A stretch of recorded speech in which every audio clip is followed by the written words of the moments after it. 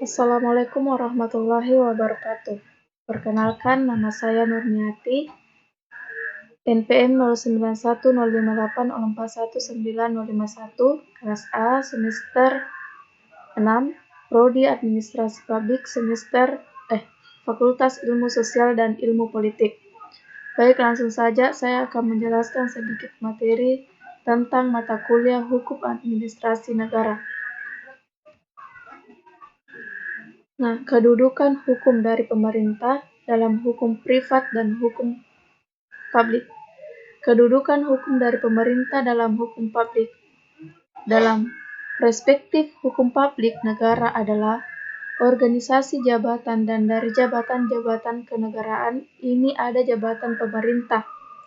Perbedaan hukum dan organ-organnya menurut Van Wijs, yaitu badan hukum adalah pendukung hak-hak kebendaan atau harta kekayaan yang dimana badan hukum ini melakukan perbuatan melalui organ-organnya yang mewakilinya. Menurut Indro Harto menyebutkan bahwa lembaga-lembaga hukum publik itu mewakili kedudukan yang mandiri dalam statusnya sebagai badan hukum atau perdata. Lembaga hukum publik tersebut merupakan badan hukum perdata dan melalui organ-organnya atau badan atau bisa juga disebut sebagai jabatan TUN. Menurut peraturan perundang-undangan yang bersangkutan dapat melakukan perbuatan atau tindakan perdata, meskipun organ atau jabatan pemerintahan dapat melakukan perbuatan hukum perdata. Mewakili badan hukum induknya.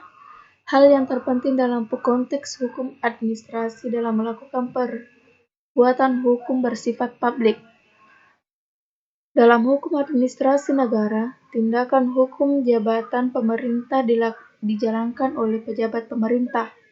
Dengan demikian, kedudukan hukum pemerintah berdasarkan hukum publik adalah sebagai wakil dari jabatan pemerintahan.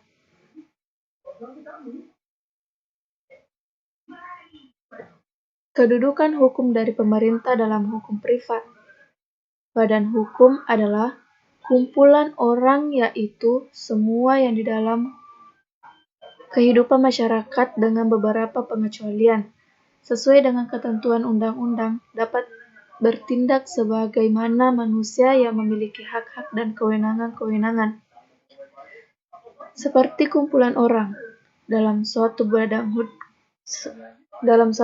hukum, perseorangan terbatas, perusahaan perkepalan, perhimpunan atau sukarela, dan sebagainya.